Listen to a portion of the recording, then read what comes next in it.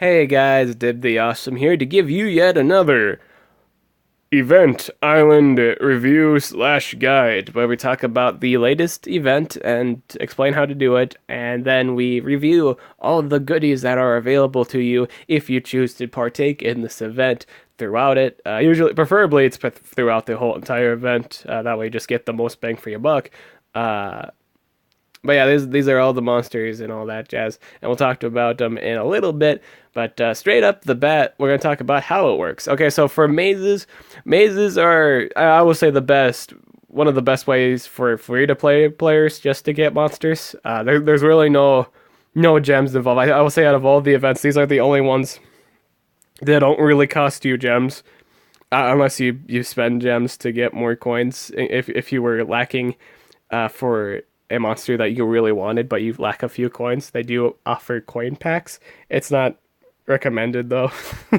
Like people will just straight up tell you don't do it. It's not. There's no point to spend a dime on mazes, and I don't think I have ever spent a dime on mazes because, in all honesty, these events are literally get free monsters. As long as you do the events, you get it for free.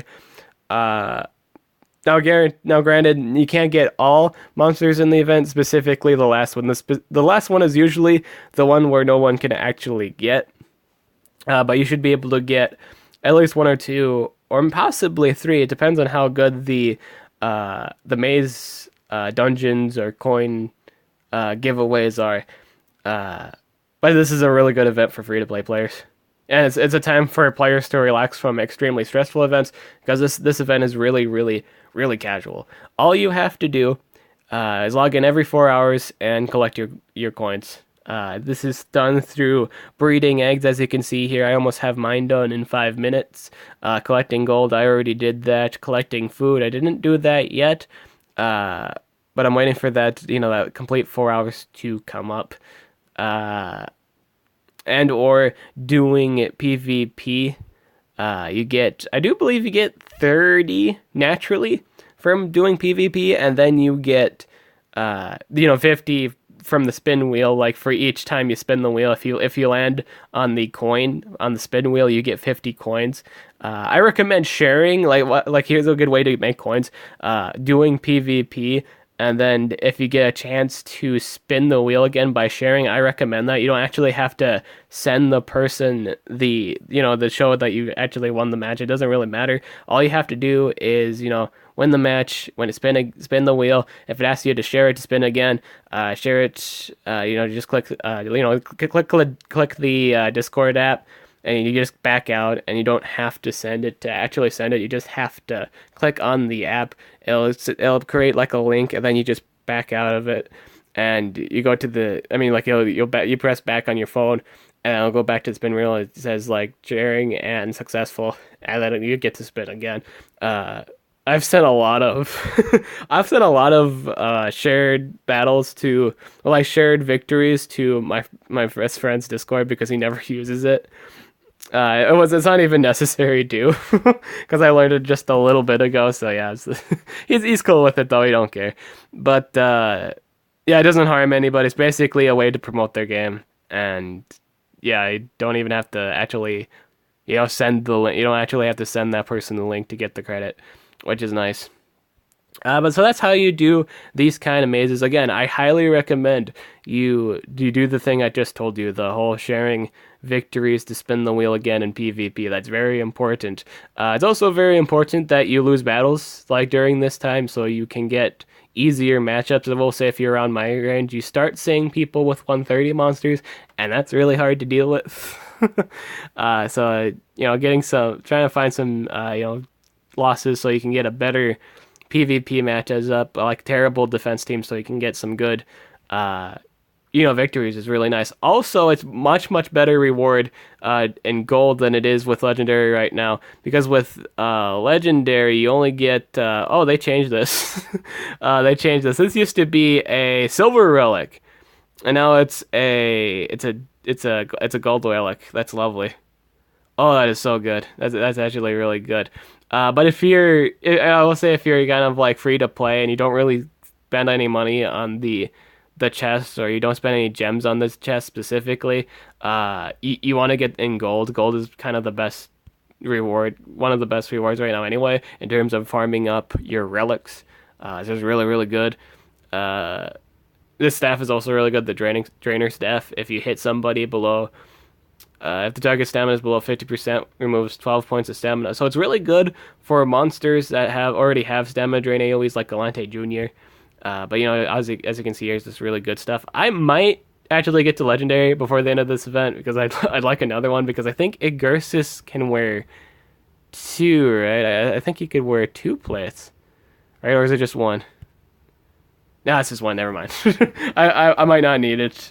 Maybe I might need it for my gangster swords, but this is irrelevant right now. Let's get back to the guide. You came here to learn, review on what's good and what's not good, what have you. To be perfectly honest, this whole event is really good. Competitive monsters. There's not necessarily a bad competitive monster. Everything is really, really good in this event, and you might be able to pick up two of them. You might be able to pick up two of the legendaries, or three legendaries, or all four, everyone. You might be able to pick everyone based on your commitment for this event. I want to say that's a real stretch, though, because a lot of people think you can get everything done within the 7 days. I really don't know. You'd have to, I would say, it's possible. It might be possible. You have to log in every 6 hours. Or like people were saying, if you log in 6 times a day, you'll be able to make it. And I don't know if that's necessarily true or not. I don't know if it's natural, or like to say you're able to get every single monster in 7 days. I don't think that's possible. At least that realm of time. I can see people getting to at least 9,000. But I can't imagine people getting all the way to 13k within the 7 days. I don't really see that realistically. Maybe if you were fully committed to it, possibly you might be like really, really close. But I don't know if you can get everything done. In all, this whole event is 13,900k, I think, or a little bit close to 14k. That's not including discounts too. If you only move on discount times, this event's much cheaper, and it'll be very good for you if you do. Because when you only move on discount times, you get farther than you would without them. So it is real important to do discount times. People don't believe that there are discount times in this event. Other people do. So I'm not 100% if that's true or not, because I've seen discount times posted. And there's been comments that it's not a thing, so I just don't know. I just don't personally know. So let's talk about the events. Let's talk about the goodies here. Neemsterborg. This is a cyborg epic version of the basic nature legendary. This was introduced in the first event, I do believe, the first Forces of Nature Elements. The Forces of Elements, I believe it was called. What this basically does is it's basically a tank. It is a healer / tank. It has an AoE 40% heal, I do believe, with I think it has like a 50% AoE poison single target skill that does like 65 damage, and a magnetizing extra turn skill that also can combo with a AoE metal-based skill that also gives him life regen. He did get buffed with the relics, like he was able to hold potions, I believe. I do believe was able to hold essences. Now, I like to call them potions, but the actual term is essences, and he can hold 2.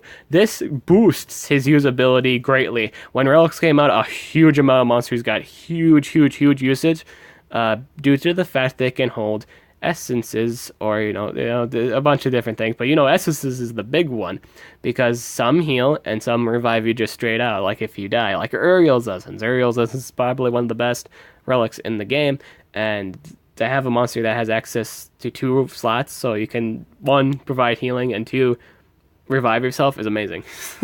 It is really, really good. So yeah, this is the set I run. This is a 65 damage skill, I believe. It was either 60, 65, or 55, one of the 3. This is the AoE skill that gives him life regen. This is the AoE magnetism, and this is the AoE 40% heal. Don't look at the build right now. Don't even pay attention to that right now. I had to put gold runes on him to make good on the Yamada event. So don't even look at that. That build's ugly. That's not even a build. That's just rune gold production. And it's not the fact I think he's garbage. It's the fact that you really needed that gold done because I didn't want to miss out on it. Uh, Salamander. Salamander, as far as I'm concerned, is really one of the stronger hitting epics in the game. I didn't bring this up, but I think he has AoE ignition and burning. Like two separate skills do that. I think that was the case. I think they were both on AoE scalings, and he can do both ignitions. I know I have him done. He's got, yeah, he's right here. Metallic. Single target fire scale, AoE ignition, AoE magnetize, and fire weakness. Okay, so he actually does he really not have? Oh, does he really not have AoE burning? No, he's got fire weakness. Okay, so he doesn't have AoE burning, but regardless, that I don't think that matters too much. But yeah, he has access to ignition and he has access to sticky lava to make this hurt more. Uh, I think I was kind of going for more of a supportive role for other metal and fire monsters. I think this monster works really good with Roxanne especially. So pair it up with that if you can. Overall, really good damage dealer and debuffer. He has access to magnetism and sticky lava, which is really good, along with the infamous ignition DOT, which is really good. Tempest. Tempest is, as far as I'm concerned, one of the more balanced monsters in the game. He's not broken. He's not bad. He's balanced. He's fair. Like his base stats are fair. Their gospel stats, both the speed and the damage. You can build him whatever you want. You can build him deny. You can build him AoE blind. You can build him. Anything really. Blind, dazing. He has access to stun, blind, dazing. Lots of single target damage skills that have really good damage ratio. You can build him as a denier. You can build him as a debuffer. You can build him as a damage dealer. I think he's just one of those monsters that are just really well-rounded, and I respect him for that. I really do respect this monster. It's really one of the more fairer monsters in the game. It didn't get really good on the trait, however. It didn't get a good trait. I got immune to blind, sadly, so that's not too good. It's good against other Tempests, but that's only when they do the AoE blind. Everything else is just bad news bears. But this is a really good monster. Access to single target stun, access to single target daze, AoE blind, AoE stun. Just a really good monster all around. Really good. Living Forest. This is the next reward on the list. As you can see here, Tempest is the first legendary you can get. And you can go straight for him. You don't even have to spend any coins on anything else. He's just available to you. Which means I think I might just pick him up right away. I'm planning on getting both this and the Living Forest at the very least. And hopefully I can get Frostbite. I want to pick up these two first because I use them. And I might have Tempest almost to rank 2. And I'd like that. That'd be nice. Living Forest. Okay, so a lot of people think this is utterly useless, and others think that it's just stupid. I'm in that range where it's a really good competitive monster. It's not necessarily broken. I wouldn't say it's necessarily broken or bad. I think it's just a really good healer. He's astronomically well. Top 5 at the very least in terms of healers in the game. What this guy basically does makes any monster in the game a brick wall. This man has access to taunt. This man has access to double life, all in one skill. So basically, you can put this on him if you don't want anyone else getting hit at the moment. You can place that on Living Forest, and he won't die based on the build you build him. He probably won't even die or even care that he took any direct damage at all. Depending on the source. If it's a double damage Barbatos, that's not going to look the prettiest in the world. Or just anything that has an AoE. AoEs just kind of surpass taunters in terms of the point. Like it's meant to draw an attack, like single attacks, and when the enemy's not doing single attacks, Not very good. Like taunt's not very good against single attackers, but what have you. The reason I will say, in addition to being able to give double life, this also boosts his healing ability on that person he puts it on. Because when you're doubling someone's life, obviously when you do let's say a 30% heal, you're probably healing for, wait, a lot. You're gonna heal for a lot. That's really, really good. And it can actually save quite a few lives because the healing's based on maximum life, and when you double your life, it means you got more maximum life, and you heal more, and it's good. Uh, Words. This man has access to a one-turn cooldown AoE heal that removes all negative status effects, while also having harden. So that means if this thing goes first and it goes before your attacker and your attacker is possessed or frozen or what have you, you can remove that. That's extremely good as far as I'm concerned.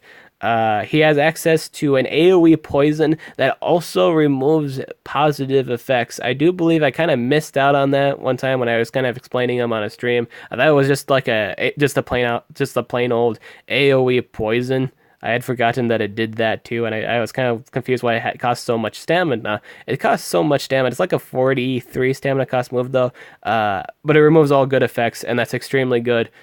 Since it's a nature monster, it really just keeps away all of the life regen buffs that the enemy could possibly have, and or buffs of Shork if he has any, or Bajork, or whatever nature monster you're fighting, which can be really, really clutch. It means they can't really get goodies, and he can just continue to heal without any problems. Like, he has no contesting, and I like that. He also has access to AoE damage reduction, not a too high of a scale, but it's in terms of, obviously the status damage reduction isn't all too good. But when you combo that with poison and any other, DOT that reduces power, that's pretty good. I'd say that's all right. Hopefully they just don't do any double damage, what have you. It can save. It can be some clutchy saves sometimes. Sometimes it's very irrelevant if you damage reduction something. Depends if you stack it, in all honesty. His ultimate, dude, I love his ultimate. His ultimate, I will say, is one of the better support ultimate in the game. What it does, it basically heals you and gives you mirror for 2 or 3 turns, something ridiculous like that. Really good healing skill, really, really good. I think it was a 50% heal. I can show you guys real quick. Where did I put it? Living tree.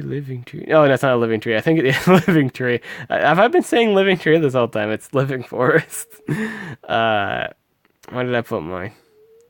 It was a big old forest. Let's see here. It's just a big old tree. It's a big old tree. Yeah, there it is. There it is right here. Lumber. Yep, it's a 50% heal. Doubles all. Oh, it's also a double life skill. It heals by 50% and it gives you double life. And it applies mirror for. Oh, it's actually 1 turn. It actually works for 1 turn. Oh well, it's still good regardless. It's a good sustain skill. It's almost a great way to secure life. It's a really good way to make sure you don't die. I like that.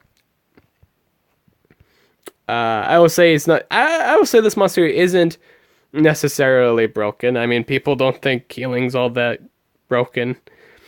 I will say the 1 turn cooldown is ridiculous though. An AoE heal that's on a 1 turn cooldown that removes all negative effects. That's a tad bit ridiculous. And when you double that person's life and then heal them with that AoE, it's just dumb. It's a really good monster. I think people overlook this too much. Frostbite. Okay, so for everyone's psyched about this monster, in all honesty, everyone loves Frostbite. This is considered one of the king denies in the game, simply because all of his moves has an AoE control or some kind, or at least an AoE effect. He has a AoE double damage stamina regen skill. It's not stamina regen, but stamina refill, I should say. That's more accurate. He has an AoE stamina refill double damage skill. He has a AoE, a single target. That's actually a single target, but it's AoE effect. A single target stamina drain that is a AoE freeze scaling. So he single targetly drains a single person, then he just freezes everyone, including that target you hit. Uh, he has access to a stamina drain skill, single target stamina drain, 100%. Like both the stamina drain skills I've been talking about, drain 100%, and the second one I'm talking about here gives him stamina back. Gives him, I do believe, 100% back, or not 100%, but it gives him quite a bit back. So lets him do more, which is really good. This has been prone to miss as of late. I've seen this skill actually miss Frostbite, the stamina regen back, which is weird. I don't think I've ever seen Frostbite not get his stamina refill back after using that skill. So it's a surprise they nerfed it to that degree where you can miss the stamina refill, and that's really weird. Gaia Nova. Gaia Nova is the last monster in this event. I'm trying to click on the icon thing. I don't think I did for Frostbite. I don't know if I was done talking about Frostbite yet, so we'll go back to him shortly. Might as well just go on to Gaia Nova, get that one done, and then go back to Frostbite, and then just kind of wrap it up from there. Gaia Nova. Okay, so Gaia Nova is basically the Tessaday that everyone kind of wants, or at least it's the Tessaday where everyone's okay with running. Personally, I'd still run Tessaday. I think Tessaday is still better for the job that they're supposed to do. Their main objective ever, with these kind of monsters like Gaia Nova and Tessaday, their main sole purpose is to completely kill Voltic. That's what this monster was designed to do. That's what Tessaday is designed to do. This is basically the Tessaday where everyone's was like, all right, that should be good. That's what this monster basically is. Has access to quite a few extra turn skills and a spammable 50 earth damage skill, I believe. I forgot what else it did. I know extra turn skills was its main selling point. I do believe it had an AoE extra turn damage skill. Like it's not as in like everyone gets an extra turn. I mean like she does an AoE and she gets an extra turn off that. Her combo damage is dumb, like is ridiculous, I do believe. But if your cooldowns activate her, is actually a huge problem for her. I do believe her cooldowns weren't the nicest in the world to her. It's a huge punishment if she gets cooldowns activated, so just note that.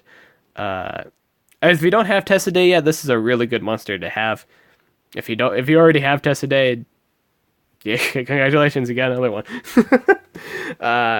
I'm not saying this monster is bad. I'm saying that this thing is just basically another Tessaday, which is good. And I think Tessaday is good. Because they like, even when people say like, people didn't like Tessaday because it didn't really take care of the other two problems, it's really not his job. It really doesn't matter because you can bring another monster to take care of the other two problems, or like build around the other monsters. Like the other two monsters can build around the other things you're facing. It really doesn't matter because Tessaday has access to quicksand. It really doesn't matter if all of his damage it's earth damage, and the like General Tomb or whatever earth monster is still there. You can just bring another monster to get rid of it. It's all counterintuitive. You can take care of the other monsters with the other monsters you bring, and or just because you just have monster control at that point. You have monster advantage. You don't really need to worry about that.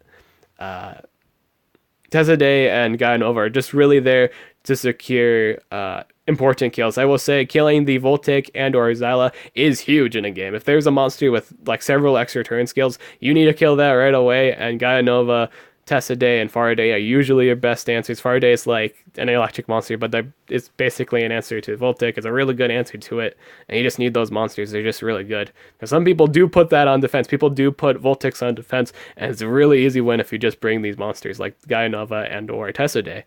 Personally, again, I like Tessaday because he does it. I would like to think he does that specific job better. May or may not be true. Maybe Gaia Nova does more damage than Tessaday. I'm not 100% sure anymore.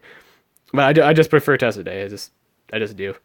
Is this a good monster? Is this a good monster for that specific situation, that specific want? It's highly designed. just to kill Voltic, and I think that's what most games with Voltic need. You just need to kill the Voltic. That's the only mission requirement for most games. The only reason that I've ever lost a Voltic game was simply because I didn't deny the Voltic, and that's a dumb reason to lose. And so Tessaday and Gaia Nova just kind of counter that, and it's just awesome. I like these monsters for that. So overall, really good monster. In all honesty, again, all these monsters in this event are really good competitively. There's not a single legendary monster here that doesn't have a competitive use at the moment. So this is really good.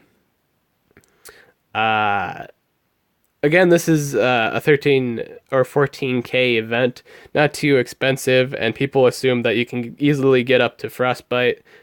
It's possibly, or you can just pick up just Frostbite and that's it. But I would personally pick up the two legends. I think that's a good idea. If you can only pick up a maximum, what would you have more? 2 legends or 1 legend? And I guess it depends on where you're at in the game. I think that's a good thing to consider too. Me personally, I would pick up the 2 legends. 2 is better than 1, in my personal opinion. We're going to talk about Frostbite real quick. He had one more skill I didn't mention, and that's the AoE freeze on a 2-turn cooldown. People love that skill. People absolutely adore all of his AoE freezes. He has 2 of them, and his controls are just dumb. The only problem with this monster, and it's happening right now, he's actually starting to lose playability since, at least as a mainstream denier. One, because there's a lot of monsters nowadays with immune to freeze, and they're putting him on defense. Specifically Agursis. That 130 Agursis, though. He's starting to lose playability due to the fact he is extremely slow. But that's just as his main denier. That doesn't necessarily mean he's not stupid anymore. He will always be really, really good, given the situation. And depending whether or not the team you're fighting is running full Cryothan.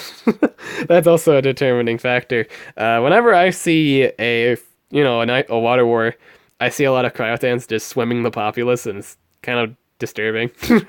like on the fence, like all these like rank 3 Cryothans just swimming around. It's like, oh god, poor Frostbite. Cryotan can't, Frostbite can't even touch Cryotan. It's absurd. But I will say this is a better team speed monster nowadays than it is full team. I mean, not full team speed, full speed. I'd recommend running team speed. It worked much more better as a team speed monster than it would with solid speed right nowadays. I personally think so. Again, overall, really good monsters. I've said this already. I've already said it's around 13 to 14k, even without counting discounts. So always do the discounts. It's going to be much cheaper for you. A lot of people are actually upset that this event's going on. I really want to try and convince you that you shouldn't. A lot of people want the demon event to come out, the Inheritors maze with the Inheritor, the Legion. It's a really cool new maze. It's the newest event monsters that was supposed to come out this week, but they're like, nah, we'll just do a quick dungeon. We might be getting that next. We might be getting another maze after this one, or quite possibly another team race, which I don't think people would be happy about if that was a thing. Because there's been leaks for the Ganasha event. There's going to be a light elephant monster coming out, which is supposedly really good. But going back to this, I really don't think you guys should be all too sad about it. I'm actually really happy and excited that this event is out, because that means I can rank up monsters. That means that's a universal thing. Basically, if you have any of these monsters, this is your opportune time to rank them up, or at least get a copy of it. Some people spend money on this event, actually spend the 50 coins, when it's on discount time. You can spend the $50 for the 9,000 coins, because again, this is a really cheap event. I'm not actually recommending that you do. I would never spend a single dime on this event, never. Because this is the only event where you just get stuff for free. That'd be dumb. That would be absurdly dumb if you do that, but people do that.